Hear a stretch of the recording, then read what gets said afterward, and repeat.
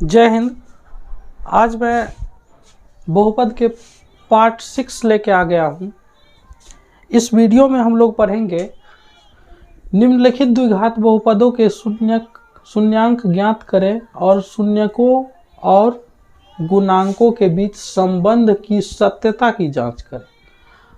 इसका मतलब ये हुआ कि ये जो बहुपद दिया है इसका हमें शून्यक निकाल देना है, वो तो हमारा आंसर हो जाएगा।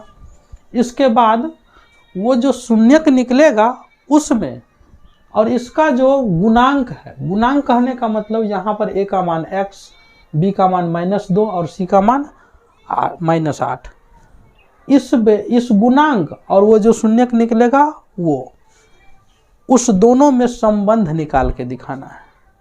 ठीक है, आप लोग समझ गए होंगे प्रश्न को अच्छा से। तो चलिए हम इसको हल कर देते हैं। सबसे पहले हम इसका शून्यक निकालेंगे। शून्यक निकालने के लिए इसको हम गुणनखंड कर लेते हैं। इसका हम चलते हैं पहला नंबर क्वेश्चन पे। x² - 2x - 8 है, तो इसमें यहाँ पर कुछ नहीं है तो एक होगा ही, और एक को और अचर पद को गुना करेंगे तो हो जाएगा 8। 8 को ऐसा खंड करेंगे 2 कि इसको जोड़ के या घटा के 2 आना चाहिए।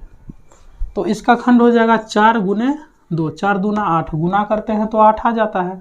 और इसको अगर घटा देते हैं हम तो कितना आ जाता है? -2। -2 लाना है ना, तो इसी हिसाब से हम इसको सेट करेंगे। x² - 4x और +2x। देखिए -4 में +2 करेंगे तो -2 आ गया। यहाँ -8 है, 8 ही रहने देंगे। x यहाँ से कॉमन लेंगे तो x - 4 +2 कॉमन लेंगे तो x - 4। इस दोनों में से x कॉमन लिए तो x - 4 और इस दोनों में से x कॉमन लिए तो x - 4। यहाँ से ये और ये मिल रहा है तो एक रख लेंगे x - 4 और फिर इस दोनों को एक साथ रख देंगे तो x + 2। अगर करके अब हम शून्यक निकाल लेते हैं। x - 4 = 0, तो x बराबर हो गया 4, ये उधर जाएगा माइनस है, उधर गया तो प्लस हो गया। और फिर इसको भी करेंगे वैसे ही, x + 2 = 0, तो x बराबर हो जाएगा -2। ठीक है, अतः x बराबर 4, -2, यही हो गया हमारा आंसर और इसी को कहते हैं शून्यक। अब हम लोग जानते हैं द्विघात बहुपद है ना ये, तो द्विघात बहुपद में 2 शून्यक होता है। पहले को अल्फा और दूसरे को बीटा कहा जाता है। इसका मतलब ये हुआ अल्फा बराबर 4 और बीटा बराबर -2 निकल के आ गया। अब गुणांक शून्यकों और गुणांकों के बीच संबंध की सत्यता की जांच करना है ना, तो लिख देंगे जांच। देखिए हमारा बहुपद कितना था? x² - 2x - 8। इसमें a का मान 1 है, b का मान -2 है और c का मान -8 है। हम लोग जानते हैं मूलों का योगफल जो निकालते हैं अल्फा प्लस बीटा, तो क्या होता है फार्मूला? -b/a। ठीक, अल्फा का मान हमें कितना निकला है? 4। आप लोग देख रहे होंगे अल्फा का मान कितना निकला है? 4 और बीटा का मान -2, तो अल्फा का मान 4 बैठा देंगे और बीटा का मान -2 डाल देंगे। अब यहाँ से देखते हैं b का मान कितना है? -2 और a का मान कितना है? 1, तो 1 डाल दिए।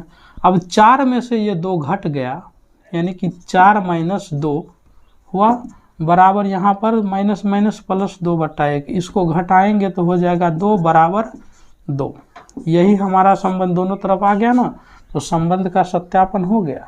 इसी को हम लिख देंगे प्रूव्ड। हमारा ये तो जांच करने के लिए कहा गया था। हमारा जो क्वेश्चन है वो क्वेश्चन में क्या कह रहा है? जांच करने के लिए, तब ना हम जांच किए हैं। अगर नहीं कहता, सीधा बोलता शून्य को ज्ञात करे, तो यही हम छोड़ देते। यही हो गया हमारा आंसर।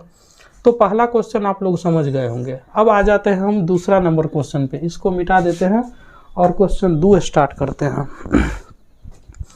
क्वेश्चन 2 देखिए, क्वेश्चन 2 को भी सेम यही चीज़ हम लोगों को करना है। कुछ नहीं, इतना ही जो है हल करना है, लेकिन बस इसमें हल करने का कुछ तरीका चेंज हो जाएगा। यहाँ पर ए बी सी तीनों का मान दिया था, लेकिन यहाँ ए का मान है और सी का मान है, तो इसी तरह से हल करेंगे हम। दूसरा x² - 3, यदि x² - 3 बराबर 0 हो जाएगा तो x² बराबर 3, x का यहाँ से स्क्वायर हटेगा तो इधर स्क्वायर रूट आएगा, और वो भी प्लस माइनस में करके। याद रखिएगा आप लोग, जब स्क्वायर रूट में आता है ना तो उसका वैल्यू जो है प्लस और माइनस दोनों में आता है। तो यहाँ पर हो जाएगा x बराबर 1 हो जाएगा √3 और 1 माइनस √3, ठीक। यानी कि अल्फा बराबर हो गया √3 और बीटा बराबर माइनस √3। अब जांच कर दीजिए, हमारा क्वेश्चन है x² - 3, यानी कि a का मान 1, b का मान 0 है। b का मान यहाँ कितना है 0 और c का मान है -3, ठीक है। अल्फा प्लस बीटा बराबर -b/a। अल्फा का मान कितना आया है 3 √3 प्लस बीटा का मान -√3। b का मान कितना है -0, a का मान 1। अब देखिए आप लोग √3 - √3 इजकल टू -0। यहाँ पर √3 से √3 घट जाएगा तो क्या हो जाएगा 0 बराबर 0। 0 में माइनस प्लस कोई वैल्यू नहीं रखता है, ठीक है। तो 0 यही हमारा दोनों तरफ के बराबर है, यही हो गया प्रूव्ड। ये हमें जांच करने के लिए बोला गया था, इसीलिए जांच कर दिया। अब हमारा आंसर तो यहीं पर ना आ गया है, क्लियर है। इस तरह का क्वेश्चन उम्मीद करते हैं आप लोगों से बन जाएगा। ये भी अच्छा क्वेश्चन है।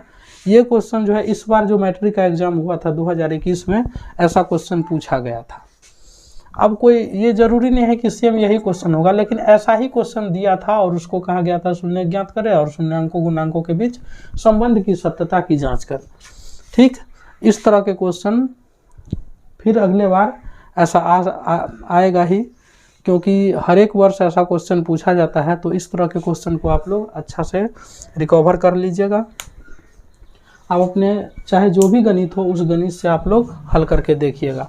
जो लोग हमारे वीडियो को नहीं देखते हैं निरंतर, तो सबसे पहले हमारे पार्ट 1, पार्ट 2, पार्ट 3, पार्ट 4 और पार्ट 5 इस सब को पहले देख लीजिएगा, क्योंकि वो जो देखिएगा तो आपका बेसिक कॉन्सेप्ट क्लियर हो जाएगा, ठीक। और बेसिक कॉन्सेप्ट जब आपके पास रहेगा ना तो ऐसे इस तरह के क्वेश्चन को आप एकदम इजीली हल कर दीजिएगा। चलिए मिलते हैं फिर नेक्स्ट वीडियो में। जय हिंद।